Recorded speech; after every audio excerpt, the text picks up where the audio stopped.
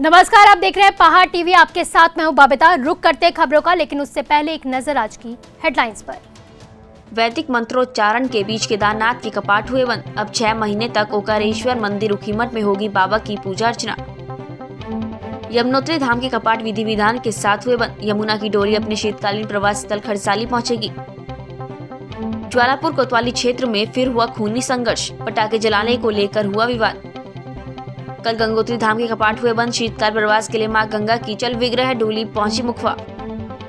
उत्तराखंड 4 धामों में प्रसिद्ध 11वें ज्योतिर्लिंग भगवान केदारनाथ मंदिर के कपाट आज शनिवार को भैया दूज पर वृश्चिक राशि अनुराधा नक्षत्र में समाधि पूजा प्रक्रिया के बाद विधि विधान से शीतकाल के लिए बंद किए गए। बता दें कि ब्रह्म मुहूर्त से कपाट बंद होने की प्रक्रिया शुरू हो गई थी। ऐसे में सुबह 6 बजे पुजारी बागेश लिंग ने केदारनाथ धाम के दिक्पाल भगवान भैरवनाथ का आवाहन कर धर्मचारियों की उपस्थिति में शिवलिंग को विभूति और शुष्क फूलों से ढककर समाधि रूप से विराजमान किया। वहीं ठीक सुबह 8 बजे मुख्य द्वार के कपाट शीतकाल के लिए बंद कर दिए गए हैं। इस अवसर पर बड़ी संख्या में श्रद्धालु कपाट बंद होने के साक्षी रहे।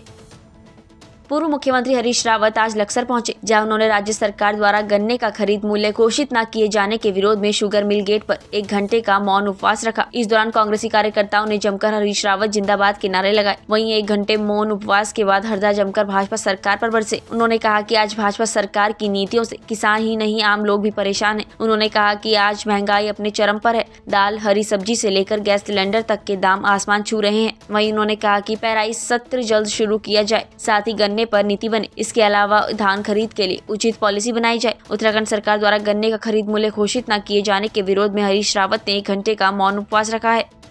घोषित करने और गन्ने का पेराई सत्र घोषित करो, खाद की व्यवस्था करो और किसानों के धान की खरीद की उचित पॉलिसी बनाओ और जो है क्रय केंद्रों पर निगरानी रखो। इसको लेकर के हमने उपवास किया था।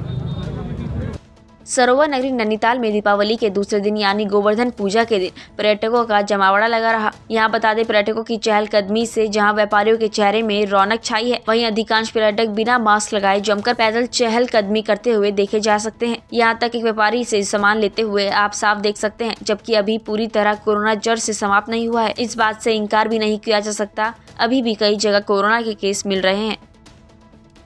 पहाड़ों की रानी मसूरी एक बार फिर शुक्रवार की देर शाम जाम के झाम से जूझती रही। मसूरी के मुख्य चौराहे गांधी चौक पर अव्यवस्था के कारण लोग जाम के झाम को झेलते रहे, लेकिन पुलिस प्रशासन जाम के झाम से निपटने में पूरी तरह से फेल नजर आई। शुक्रवार को देर शाम को मसूरी में पर्यटकों की आमद बढ़ने से मसूरी के मुख्य चौराहे पर जाम लग गया, जिससे लोगों को भारी परेशानियों का सामना करना पड़ा, जिसको लेकर लोगों में पुलिस की व्यवस्था को लेकर भारी आक्रोश देखा गया। मसूरी मोतीलाल नेहरू मार्ग के पास सड़क के दोनों किनारों में वाहनों के खड़े होने के कारण देर शाम को घंटों जाम लगा रहा। बता दें कि मोतीलाल नेहरू मार्ग स्थित कई होटल संचालकों के पास पार्किंग नहीं है। ऐसे में होटल संचालक पर्यटकों की गाड़ी सड़क किनारे खड़ी करा देते हैं, जिससे अक्सर रिपरंग रोड में जाम लगा रहता है। इसका असर गांधी चौक, माल रोड, कैंपटी रोड और देहरादून मसूरी रोड पर देखा जा सकता है। लेकिन पुलिस द्वारा सड़क किनारे अनाधिकृत रूप से खड़े वाहनों को हटाए जाने के साथ सड़क किनारे वाहनों की पार्किंग न किए जाने को लेकर कोई ठोस कार्यवाही नहीं की जाती है, जिससे लोगों में भारी आक्रोश है। नेहरू मार्ग है, लाइब्रेरी से लेफ्ट साइड पड़ता है ये, और इसमें दोनों साइडें पार्किंग लगी है। यहाँ पे हमने कोतवाल साहब से रिक्वेस्ट की थी, इस रोड पे पार्किंग नहीं लगनी चाहिए और शायद जाम में हम करीब 1.5 घंटे से फंसे रहे। वैसे हमें लगता है कोई व्यवस्था देख नहीं रहा। अगर बाई दफे कोई दुर्घटना घटना होती है, कुछ नहीं, वो यहीं प्राण त्याग देगा, वो तो आगे जाने की जरूरत नहीं पड़ेगी। कैसे जाए, उड़ के जा नहीं सकता। दोनों साइड तीन रोड लगी हुई है पार्किंग की, कोई व्यवस्था नहीं। पुलिस व्यवस्था वो चौपट कुछ रुद्रप्रयाग जनपद के अगस्त्य मुनि विकासखंड से एक विवाहिता की संदिग्ध परिस्थितियों में मौत का मामला सामने आया है। मृतिका के परिजनों ने ससुराल पक्ष पर हत्या का आरोप लगाते हुए प्राथमिकी दर्ज करवा दी है। दरअसल पूरा मामला अगस्त्य मुनि विकासखंड के चंद्रापुरी का है, जब भारती देवी पत्नी सुभाष चंद्र की संदिग्ध परिस्थितियों में मौत हो गई है। मायके पक्ष का आरोप है कि ससुराल में पिछले 6 महीने से दहेज के लिए उनकी बेटी का उत्पीड़न किया जा रहा था। मृतिका के पति योगम्बर टमटा ने कहा कि कल उनकी बेटी भारती से फोन पर बात हुई थी। वो बहुत परेशान थी और भारती के पति सुभाष, देवर सुबोध, ससुर शिवलाल, सास सुमाता देवी के साथ साथ उनकी 3 बेटी दामाद उसको परेशान करते थे, बार बार दहेज के लिए प्रताड़ित किया करते थे और कल उन्होंने उसकी हत्या कर दी। बताया जा रहा है कि भारती देवी का शव खिड़की से लटकाया हुआ था, जबकि पुलिस आने से पूर्व शव को बेड पर उतारा जा चुका था, जिससे मामला संदिग्ध लगता है। पूरे मामले में प्राथमिकी दर्ज की जा चुकी है। प्रधानमंत्री नरेंद्र मोदी के केदारनाथ धाम के कार्यक्रम के सीधे प्रसारण के लिए जिले में जागेश्वर धाम को तय किया गया था। केंद्रीय रक्षा और पर्यटन राज्य मंत्री अजय भट्ट ने जागेश्वर पहुंचकर पूजा अर्चना की। इस मौके पर पार्टी नेता और कार्यकर्ता मौजूद रहे।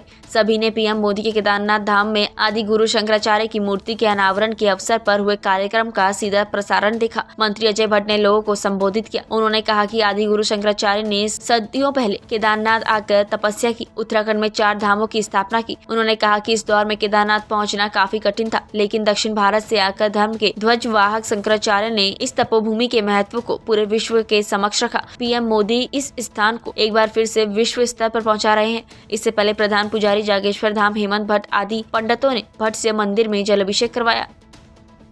श्री जयराम आश्रम के परमाध्यक्ष ब्रह्मचारी ब्रह्मस्वरूप ने भक्तों के साथ गोवर्धन पूजा और अन्नकूट महोत्सव धूमधाम से मनाया। इस दौरान भगवान श्री कृष्ण के लिए 56 भोग का प्रसाद भी लगाया गया। इस अवसर पर आश्रम के ऋषि कुमार और परम अध्यक्ष ब्रह्मस्वरूप ब्रह्मचारी ने भगवान श्री कृष्ण की विधिवत पूजा अर्चना की। ब्रह्मस्वरूप ब्रह्मचारी ने श्रद्धालुओं को संबोधित करते हुए कहा कि भगवान इंद्र के घमंड को चूर करने के लिए भगवान श्री कृष्ण ने गोकुल पर्वत को अपनी छोटी उंगली पर उठाकर आमजन की रक्षा की थी। तभी से भगवान श्री कृष्ण की पूजा गोवर्धन पर्वत के रूप में की जाती है।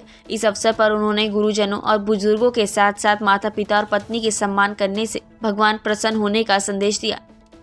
इसमें मैं जयराम आश्रम की तरफ से सभी श्रद्धालुओं को बहुत बहुत हार्दिक शुभकामनाएं देता हूं।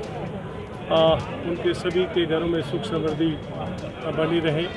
भगवान श्री कृष्ण ने अपनी लीलाओं में ब्रजवासियों के साथ गोवर्धन पर्वत उठाया। वो पर्वत उठाने का एक ही संदेश था कि पर्यावरण के संवर्धन के लिए, पर्यावरण के बचाव के लिए, गो संवर्धन के लिए और समाज में सभी लोग मिलकर के काम करें, ऐसा संदेश भगवान ने दिया। जब भगवान श्री कृष्ण ने गोवर्धन पर्वत उठाया तो सभी गोप गवालाओं को सबको बुला करके उसके नीचे खड़ा करके उसका अपनी तरफ से सहारा दिया। वो सहारा तो केवल एक भगवान का ही था, उन्होंने अपनी उंगली पे उठाया, लेकिन ये संदेश था हम सब मिलकर के इस पर्वत को उठा रहे हैं, सब मिलकर के उठा रहे हैं। इसका संदेश ये था कि हमें जो भी समाज के हित के लिए, राष्ट्र के हित के लिए काम करने चाहिए, वो मिल कर के करने चाहिए। विश्व प्रसिद्ध यमुनोत्री धाम के कपाट दोपहर 12:15 पर विधि विधान के साथ शीतकाल के लिए बंद कर दिए गए हैं। अब आगामी 6 महीने तक यमुना जी के दर्शन श्रद्धालु उनके शीतकालीन प्रवास खुशी मठ में कर सकेंगे। माँ यमुना जी की उत्सव डोली उनके भाई शनि महाराज के साथ अपने शीतकालीन प्रवास खरसाली गाँव के लिए रवाना हो गई है। माँ यमुना जी भोग मूर्ति उत्सव डोली में आज शाम को खरसाली गाँव में पहुँचेगी, जहाँ शीतकाल में माँ यमुना जी के दर्शन होंगे। देहरादून में पेट्रोल 99.36 रुपए और डीजल 87.29 रुपए प्रति लीटर बिक रहा है। यहाँ कल के मुकाबले पेट्रोल के दाम में कोई फेरबदल नहीं हुआ है, जबकि डीजल में 24 पैसे की गिरावट दर्ज की गई है। वहीं हरिद्वार में आज पेट्रोल के दाम 98.53 रुपए प्रति लीटर और डीजल 86.68 रुपए प्रति लीटर बिक रहा है। यहाँ कल के मुकाबले आज डीजल पेट्रोल के दाम में कोई बदलाव नहीं हुआ है। रुद्रपुर में पेट्रोल 98.72 रुपए प्रति लीटर और डीजल 86.78 रुपए प्रति लीटर बिक रहा है। यहाँ कल के मुकाबले पेट्रोल के दाम में कोई बदलाव नहीं हुआ, जबकि डीजल के दाम में 12 पैसे की गिरावट दर्ज की गई है। तीर्थ नगरी ऋषिकेश कोतवाली के पुलिस प्रशासन के जाबाज पुलिस कर्मियों ने सूर्यवंशी फिल्म देखी। इस दौरान फिल्म देखकर पुलिसकर्मी बेहद खुश नजर आए। लॉयंस क्लब रॉयल द्वारा दीपावली पर्व सफलतापूर्वक संपन्न कराने पर पुलिस प्रशासन की हौसला अफजाई के लिए इवनिंग शो में पुलिस कर्मियों को पुलिस पर बेस्ड सूर्यवंशी फिल्म दिखाई गई। ऋषिकेश रॉयल ने ऋषिकेश के पुलिस अधिकारी और जितने भी पुलिस का स्टाफ है सभी को यहाँ पे एक सम्मानित करने का प्रोग्राम किया था। सूर्यवंशी यहाँ पे पिक्चर लगी है और हमने प्रोग्राम का नाम भी ऋषिकेश के सूर्यवंशियों को सम्मानित करने का रखा।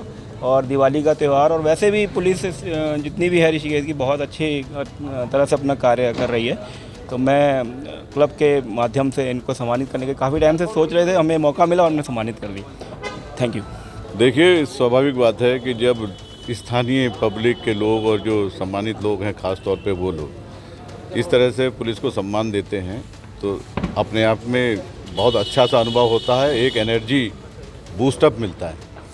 और ये जो दिवाली का त्यौहार और तमाम त्यौहार अभी हम लोग शांतिपूर्ण ढंग से संपन्न करा पाए हैं और उस त्योहारों के बीच में अपने त्यौहार को हम नहीं मना पाए, तो वो सारी चीज़ें इसमें ख़त्म हो जाती हैं। हमें यही ऐसा त्यौहार लगता है जब स्थानीय लोग ये कहते हैं कि नहीं बहुत अच्छे से आपने कराया व्यवस्था और सम्मानित करते हैं, तो लगता है हमारा त्यौहार बहुत अच्छे से निपटा है।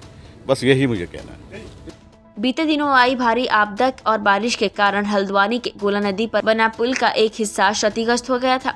मुख्यमंत्री पुष्कर सिंह धामी सहित कई अधिकारियों और मंत्रियों के दौरे के बाद NHAI ने कार्य में तत्परता दिखाते हुए पुल के टूटे हुए हिस्से का 17 दिन के भीतर निर्माण कर दिया है। ऐसे में NHAI विभाग ने पुल को छोटे वाहनों के लिए खोल दिया है। बता दें कि पुल के चालू हो जाने से चंपावत, सितारगंज, खटीमा, गोलापार, चौर, गलिया सहित पहाड़ों जाने वाले लोगों को काफी राहत मिलेगी। गोलापार को जोड़ने वाले सड़क की दूरी 15 किलोमीटर कम हो जाएगी।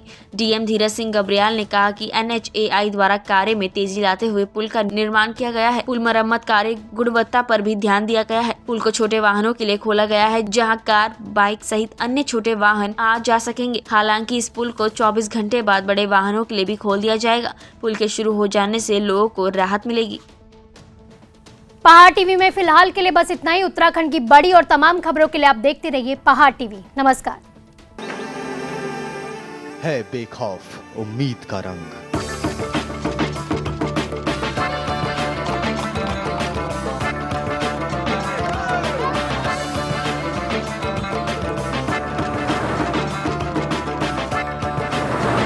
है आस्था भी।